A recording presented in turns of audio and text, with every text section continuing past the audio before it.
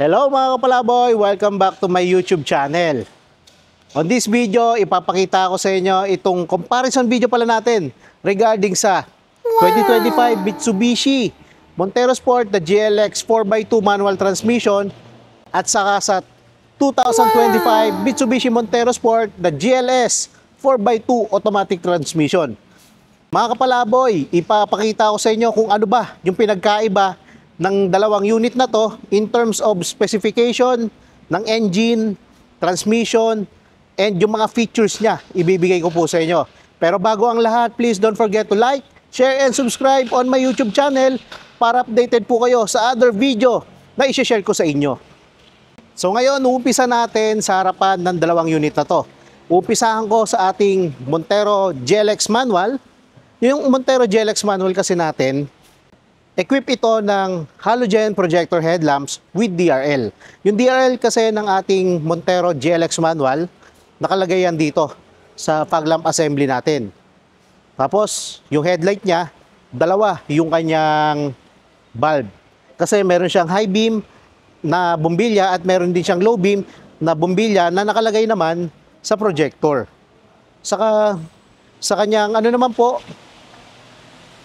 headlight assembly, kung napapansin nyo, combination siya ng black na shroud saka ng chrome. Saka ano naman po, sa fog light naman niya, ayan, kulay black yung kanyang shroud naman. Sa radiator grille, yung radiator grille ng ating GLX, eto siya, kulay black yung ibabaw at kulay silver naman yung baba. Sa gitna, wala ho siyang illuminating lights. Ito yung radiator grille niya. Ayan. Ayan yung style. Almost parehas sila ng Montero GLS. Sa baba naman, sa kanyang front bumper garnish, ito siya. Same sila ng Montero GLS Automatic. Ngayon, pupunta natin yung GLS Automatic. Yung GLS Automatic natin, equip ito ng LED projector headlamps with LED DRL. Sa kanyang fog light assembly naman, equip ito ng LED with active cornering light. Kapag lumiliko kayo, pag nag-signal kayo pa kaliwa or pa kanan, meron siyang additional light na iilaw para additional visibility habang lumiliko kayo. Tapos, sa kanyang radiator grille, almost pareha sila ng grille ni manual. Pero, ito meron siyang illuminating light. Mamaya, pagaganahin natin yung ilaw at makikita nyo kung ano yung pinagkaiba ng dalawang unit. Saka sa radiator grille naman natin sa ibaba, ito, papakita ko lang. Kung napapansin nyo, meron siyang front camera. Kasi yung ating GLS na automatic, equip ito ng 360 camera view. Ngayon muna, ipapakita ko lang muna sa inyo kung ano yung itsura ng dalawang unit na to kapag nakailaw yung kanyang headlamp, turn signal light, at yung position lamp niya. Tara! So ngayon, uunahin ko itong Montero GLS Automatic. Pagaganahin ko muna yung kanyang dim light at isusunod ko naman yung kanyang headlight at yung kanyang fog lamps. Ayan. Ngayon, pagaganahin ko naman yung kanyang turn signal light or yung hazard light po niya. Ang tawagin. Ayan. Ang ganda, di ba? Ngayon, ipapakita ko lang sa inyo sa Montero GLX natin na manual kung ano yung itsura. Kaya lang natin nakaka-on yung ilaw niyan. Sa Montero GLX manual naman, ito. Papakita ko lang.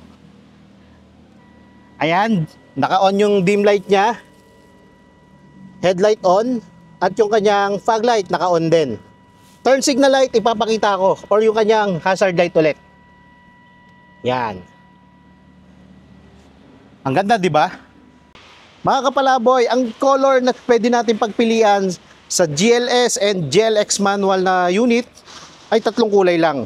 Jet black mica, blade silver metallic, at saka diamond white yung kulay.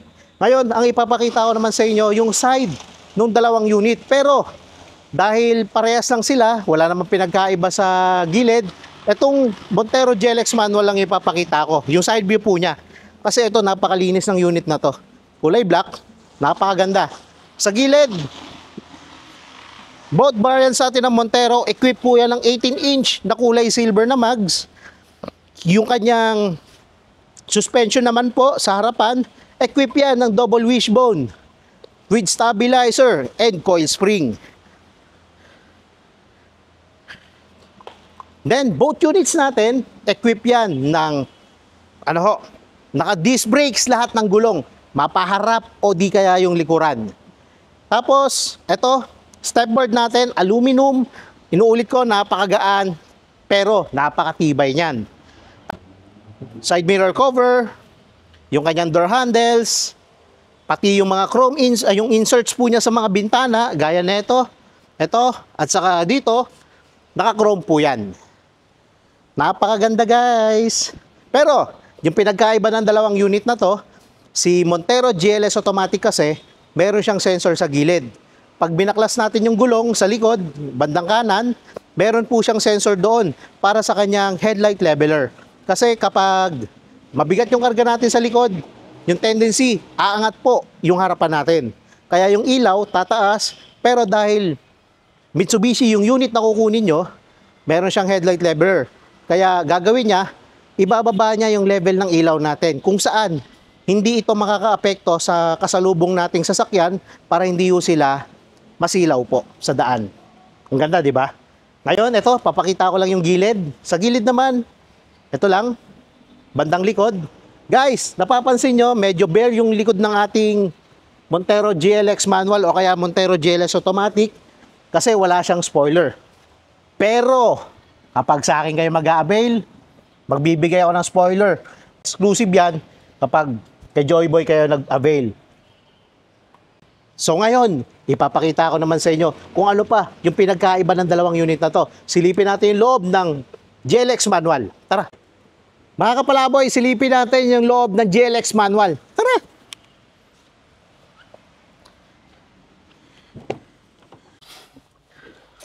So ngayon guys, mga kapalaboy, nandito tayo sa loob ng ating Montero GLX manual. Ipapakita ko muna sa inyo yung susi niya. Ito yung kanyang susi. Ano siya? Pinipihit pa ho natin para may start yung makina. Para may start natin yung makina, kailangan tapakan natin yung clutch and then twist natin para mag-start po yung engine. Pero hindi ko na po i-start yung makina natin dahil magde-demo lang ako kung ano yung features ng unit ng manual. Guys, itong manual transmission natin, sa aircon controls muna tayo. Aircon ng ating manual transmission kasi ano siya, single zone auto climate control. Guys, single zone auto climate control po siya. And meron tayo ditong button para sa kanyang temperature, saka kanan naman yung button para sa kanyang fan speed. Tapos, yung kanyang head unit, mas ano naman siya, tawag dito, pwede tayo mag-play ng FM, AM radio, Bluetooth, and pwede rin tayo magsaksak ng USB storage device, o di kaya USB data cable para magamit natin yung Apple CarPlay, o di kaya yung kanyang Android Auto. So ngayon, ipapakita ko muna sa inyo yung kanyang steering wheel. Ito, peram lang po. Sa steering wheel naman, ito po yung steering wheel natin, 3-spoke siya na steering wheel. Ito po yung control natin para sa headlight or sa mga headlight, fog light. At kabila naman para naman sa wiper switch natin.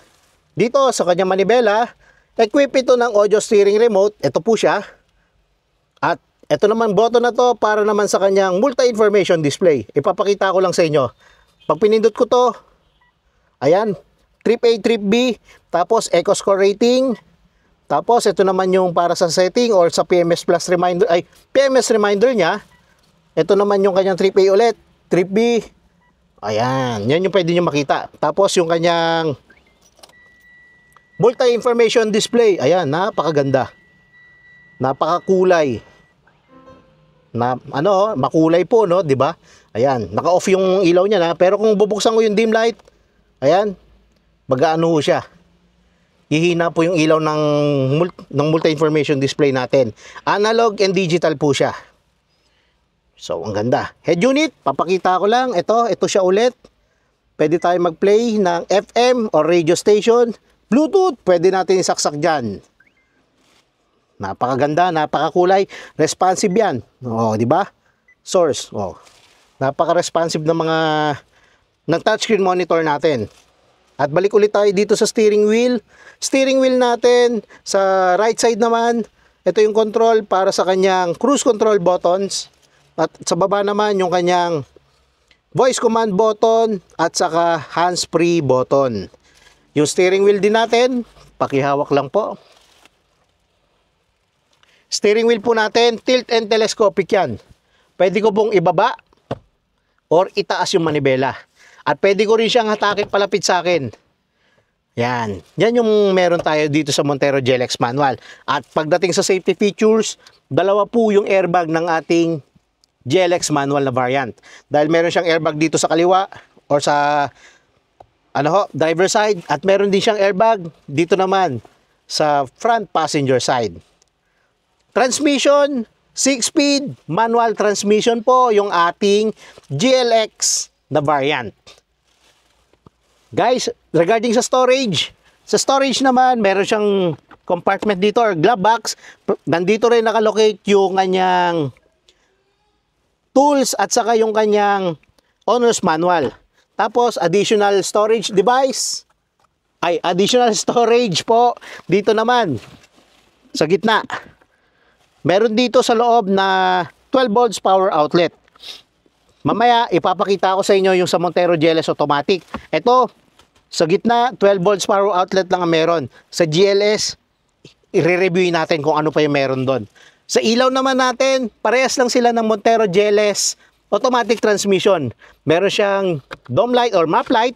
Dalawa dito. Tapos meron dito, isa. Sa likod, meron ding ilaw. At sa pinakalikod or third row, meron din siyang ilaw doon.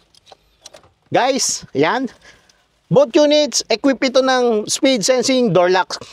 Kaya kapag tumakbo na tayo above 10 kilometers per hour, automatic, maglalak po yung kanyang mga pintuan. Yun yung kinaganda. Kapag Montero GLX or Montero variants yung inabel nyo, safety features, wala kayong magiging problema. Ngayon, silipin natin yung Montero GLS. Seat material, fabric, high-grade fabric seat po ang meron sa Montero GLX manual transmission. So, ngayon, sugurin natin tong automatic. Tara. Guys, yung automatic transmission natin na variant or yung GLS variant natin, equip ito ng 8-way electronic adjustable na seat sa driver side. And yung seat material ng ating GLS automatic variant, naka-leather po yan. Leather seat, napakaganda. And hindi naluluma basta-basta yung kanyang design or yung kulay. Ngayon, papasukin ko po siya. Ayan. So guys, ito, nasa loob na tayo. Napakaluwag ng ating mga Montero. Equip ito ng paddle shifter sa kanyang steering wheel. Yun yung wala kay Montero GLX manual transmission. And then, sa kanyang steering wheel controls, ito siya. Steering wheel control ng ating GLS automatic variant. Ito. Meron din siyang dito, audio steering remote. At ito rin yung control para sa kanyang multi-information display. Sa kabilang side naman, meron siyang cruise control buttons. Ayan. At meron siyang voice command at hands-free button. Pero, may nadagdag na button dito. Ito po, camera, meron siyang camera 360. Ito, mamaya, ipapakita ko kung paano siya gumagana. Ngayon, ipapakita ko muna sa inyo yung kanyang multi-information display. Ito po, yung kanyang multi-information display. Guys, sa multi-information display niya, both variants natin, equip yan ng ganitong features po. Makikita natin kung saang banda yung pintuan na nakabukas. Tapos, meron din siyang feature na kapag umatras tayo, gaya neto,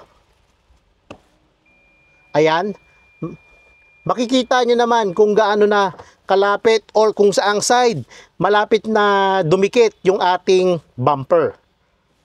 Yun. Ito, sa multi-information display rin natin, papakita ko lang sa inyo. Pakisarado po ng pintuan, please. Ayan. Trip A, Trip B. ito po yung fuel rating natin, or sorry, yung ating fuel range. Meron din tayong average na fuel consumption per, ano yan, per liter. Tapos, yan, eco score rating. Yan yung makikita natin kapag ginamit natin yung multi-information display natin sa both variants. Ngayon, ipapakita ko yung head unit. Head unit ng ating ng GLS automatic transmission, mas malaki siya kaysa sa GLX manual transmission natin. And yung features na meron to, may additional features kasi to. Ayan, meron siyang offline navigation map. Papakita ko lang. Ayan siya. Yung offline navigation map kasi natin, TomTom yan. And then, aircon controls natin, meron siyang single zone na auto climate control. Naka-knob type po yan. Ito po yung fan speed. At ito naman yung kanyang temperature, yung pang-adjust mo ng temperature. Then, sa baba, meron siyang dalawang USB port.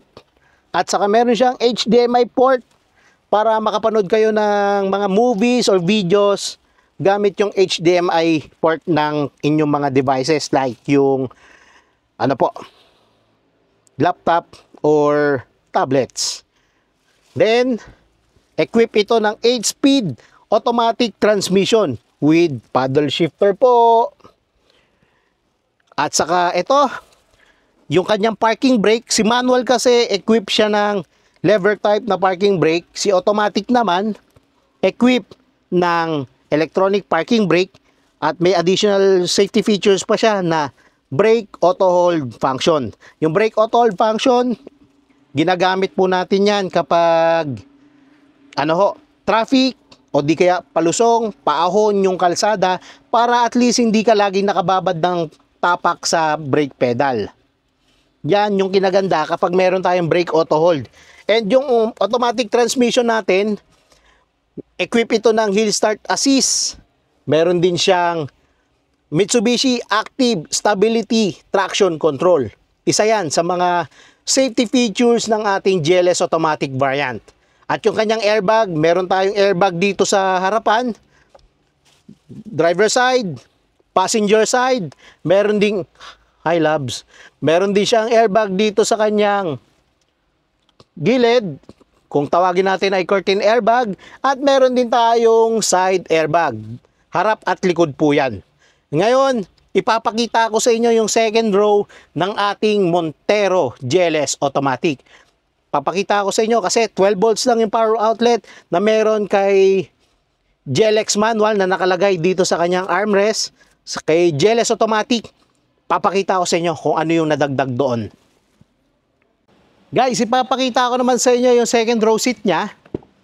Ito, napakaganda. Dahil meron siyang 220 volts sa power outlet dito. Ito, papakita ko lang. Ayan. Pwede tayo dyan magsaksak up to 150 watts na wattage po ng appliances or ng gamit natin. Tapos dito sa kabila, meron siyang dalawang USB port para makapag-charge po kayo. And then, upuan natin sa likod or sa second row and third row, parehas po yan, naka leather seat. Ibababa ko lang to. Yan, ito siya. Kapag naka-deploy yung upuan natin. Pero, yung pinaka-uupuan nyo, ito. Napakadali lang niya ibalik po. Ayan. Hindi kasi malakas yung pagkakatulak ko eh. Guys, alam mo yung advantage natin compare sa ating mga competitor pagdating sa third row. Mas madali po tiklupin yung upuan niya sa likod or kung gagamitin naman natin, mas madali siya isalangsang. Ipapakita ko sa inyo kung bakit. Sabi ko na madali kasi ganito po yung gagawin natin. For example po, yung upuan natin, naka full flat po yan sa third row. So, papakita ko lang po. For demo lang po ito Ayan. Naka full flat po siya, di ba? Ngayon, kung may uupo sa likuran, gagawin lang natin, angat lang natin to, parehas. Or kung isa lang naman yung upo, isang side lang yung itatayo nyo. Ngayon, ayan, nakababa na, ay nakataas na. Yung uupo po sa likod, gagawin naman niya, bubuksan niya yung pintuan dito, at saka papasok po siya dito sa likod. Yan. At ngayon, kung uupo siya dito sa side na to, tutulak lang niya yan. Ay.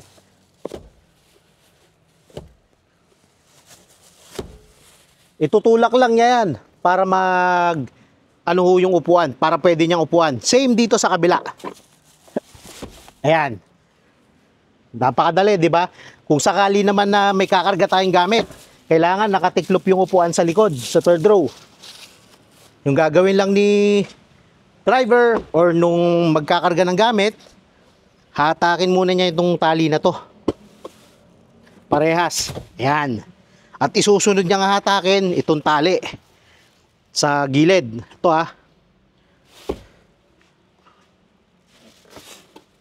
Ayan. Kita nyo? Napakadali lang.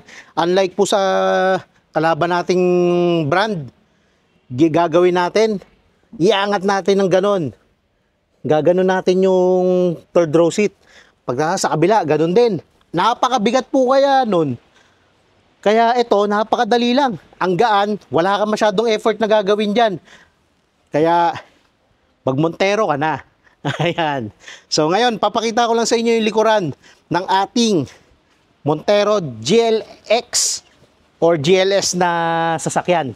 Kasi yung Montero natin, parehas na variant, equip yan ng combination ng LED at saka ng bulb type na tail lamps. Tapos sa baba, 4 din yung kanyang sensor.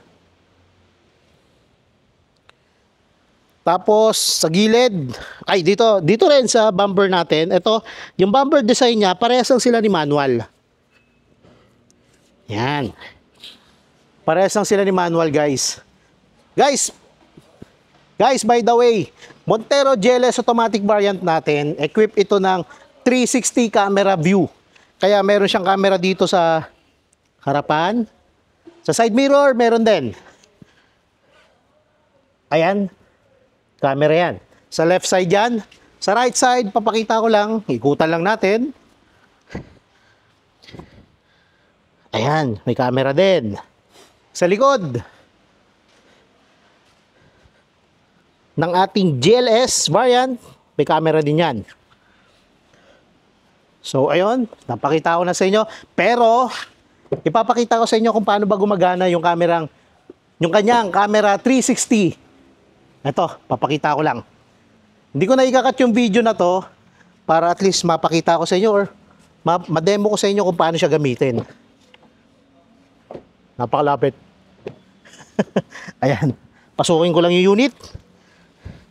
Lagay ko lang sa on mode. Hindi ko tinapakan yung brake pedal niya para hindi mag-start yung makina. Ayan.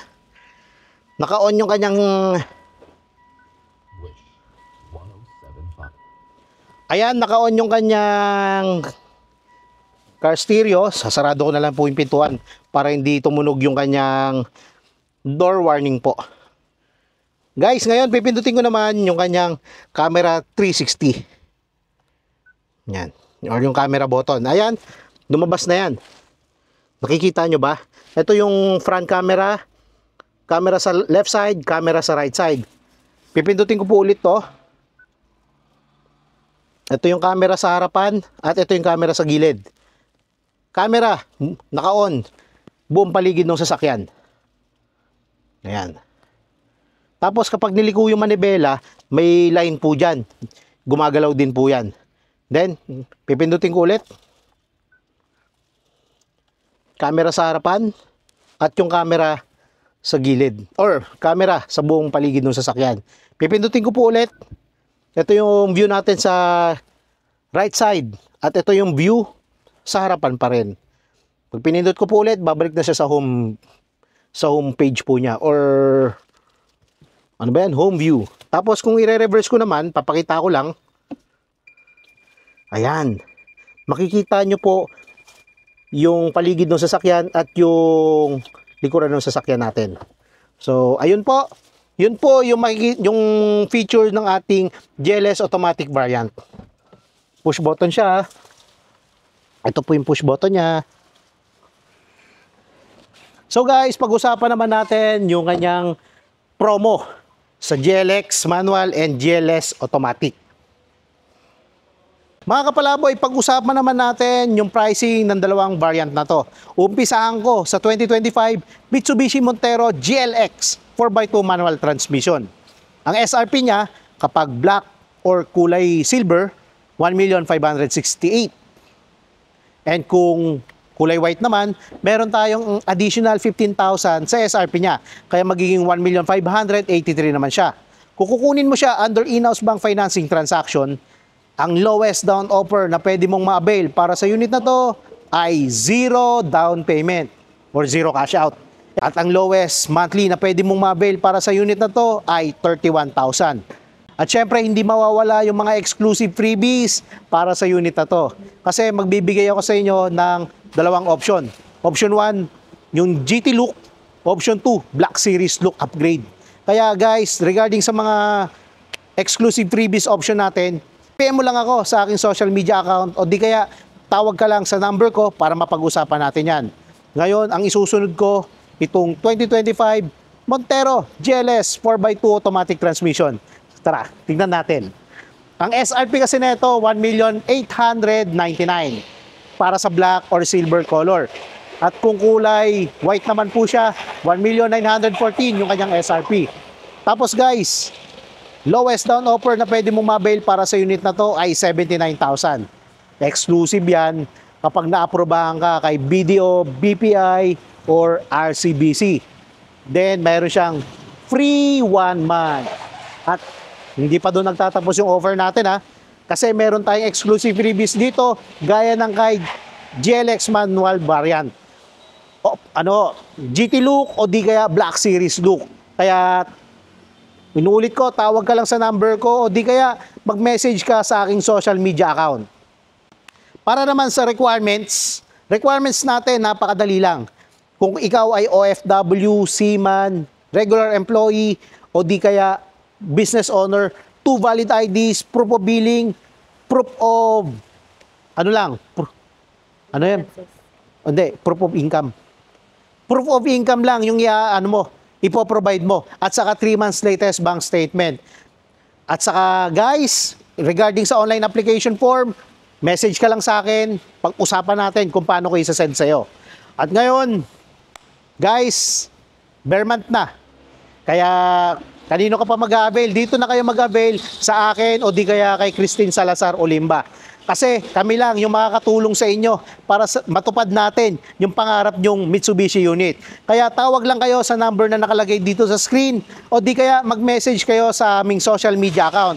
By the way, I'm Joey RJ Olimba, your 12 years sales executive dito sa Mitsubishi Peak Motors, Jose Eban Santos, Manila. Kaya sana ngayong Berman kayo naman yung maging next Mitsubishi client namin. Kita-kits dito sa Mitsubishi Abad Santos.